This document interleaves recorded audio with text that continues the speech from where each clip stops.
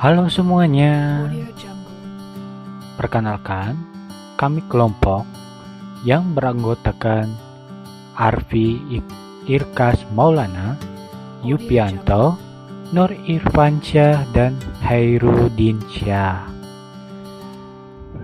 Pengertian dari limbah B3 atau bahan berbahaya dan beracun.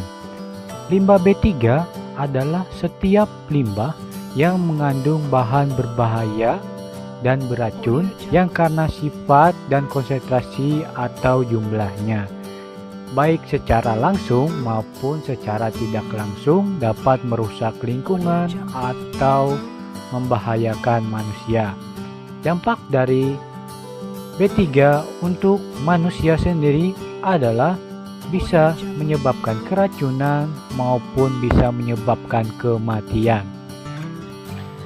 Dalam Peraturan Menteri Lingkungan Hidup dan Kehutanan Republik Indonesia telah memuat macam-macam kategori limbah bahan berbahaya dan beracun dan limbah non-bahan berbahaya dan beracun. Limbah B3 berdasarkan jenis buangan. 1. Yaitu radioaktif. Yang kedua, bahan kimia. Ketiga, bahan yang bersifat biologis. 4. Bahan yang mudah terbakar. Dan yang kelima, bahan yang mudah meledak. Dalam suatu industri, limbah berupa gas, cairan maupun padat umumnya termasuk kategori atau dengan sifat limbah B3 beracun. Limbah bahan berbahaya dan beracun yang sangat ditakuti adalah limbah dari industri kimia. Limbah dari industri kimia pada umumnya mengandung berbagai macam unsur logam yang mempunyai sifat akumulatif dan beracun sehingga berbahaya bagi kesehatan manusia. Limbah pertanian yang paling utama ialah pestisida dan pupuk. Untuk mengelola limbah B3 ada berbagai macam tahapan yang harus dilalui. Yang pertama yaitu penyimpanan. Penyimpanan merupakan kegiatan penampungan sementara limbah B3 sampai jumlahnya mencukupi untuk diangkut atau diolah. Limbah cair dapat dimasukkan ke dalam drum dan disimpan dalam gudang yang terlindungi dari panas dan hujan. Sedangkan limbah B3 berbentuk padat atau lumpur dapat disimpan dalam bak penimbun yang dasarnya dilapisi dengan lapisan kedap air. Untuk yang kedua yaitu pengangkutan.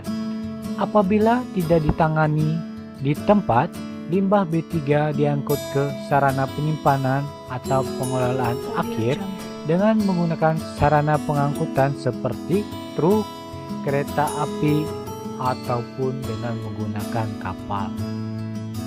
3. Yaitu pengelolaan. Limbah B3 memerlukan pengolahan sebelum dibuang ke pembuangan akhir atau didaur ulang, baik secara fisik, kimia, biologis, ataupun pembakaran. Untuk yang keempat itu pembuangan akhir. Pembuangan akhir ke tanah dibedakan atas landfill dan sumur injeksi.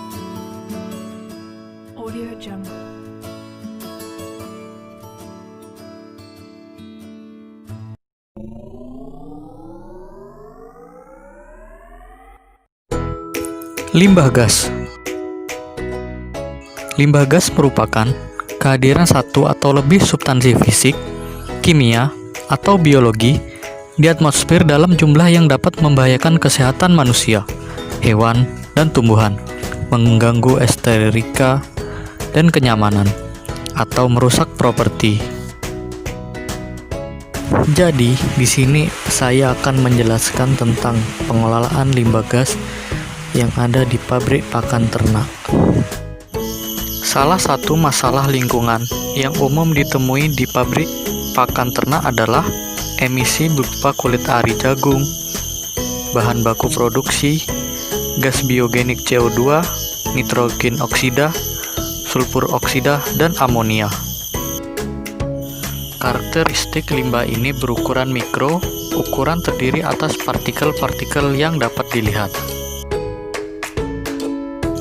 Penanganan limbah gas dengan mengontrol emisi gas buang dengan cara pengendalian gas buang seperti debu, nitrogen oksida, dan sulfur oksida, serta dengan menghilangkan materi partikulat dari udara pembuangan.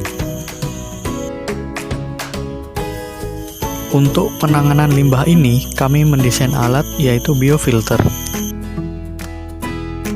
Cara kerja alat ini yaitu, di dalam biofilter, gas akan dibersihkan dan dialirkan melalui media basah yang akan ditumbuhi mikroorganisme. Dengan demikian, bahan polutan dapat diabsorpsi dan dirombak secara biologis, sehingga menghasilkan udara yang bersih. Keunggulan alat ini yaitu dapat mengoksidasi senyawa organik atau anorganik. Konsumsi energi listrik lebih rendah, tahan terhadap fluktuasi, dan ramah lingkungan. Limbah padat. Limbah padat pada peternakan sapi biasanya berupa kotoran sapi. Kotoran sapi selain sebagai pupuk, bisa juga diolah sebagai biogas. Kali ini, pengelolaan limbah padat peternakan sapi berbasis 2R atau Reduce and Recycle. Sistem pertanian terintegrasi atau Simantri berorientasi pada usaha pertanian dan peternakan tanpa limbah atau Zero Waste. Dengan menghasilkan 4F, Food, Feed, Fertilizer, dan Fuel. Kegiatan utamanya adalah integrasi budidaya tanaman dan ternak. Limbah tanaman diolah untuk pakan ternak dan cadangan pakan pada musim kemarau.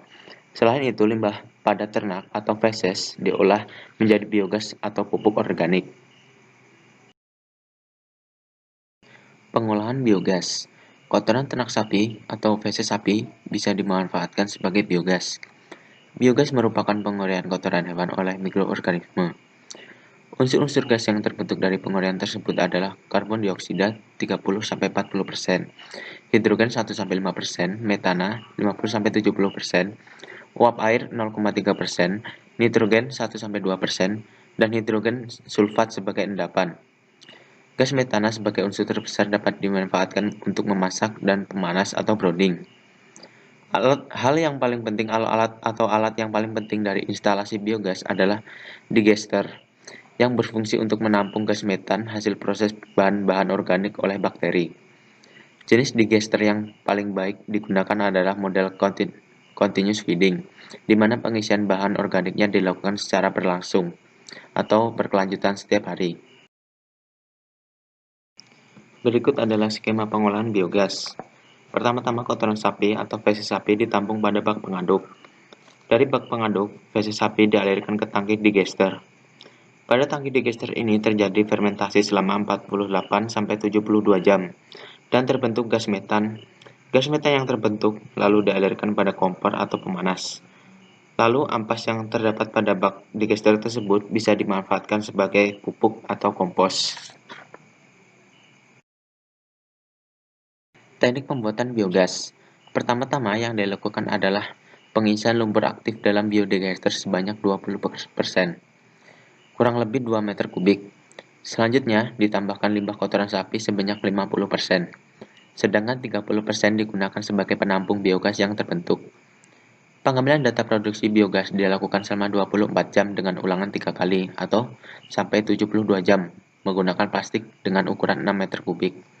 Setelah mendapatkan data, biodigester dikosongkan, kemudian diisi dengan perbandingan kotoran sapi dengan air atau pelarut 1:3, melalui inlet digester hingga mencapai 6 meter kubik, di mana 4 meter kubik sisa umpan atau limbah kotoran sapi yang keluar dari outlet digester.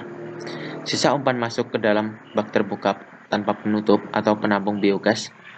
Kotoran plastik rangkap penampung biogas disiapkan kembali, dirapikan dan selalu dicek kemungkinan terjadi kebocoran hingga biogas tidak keluar. Digester dengan komposisi limbah cair kotoran sapi diproduksi selama 24 jam. Gas yang terbentuk ditampung dalam kantong plastik.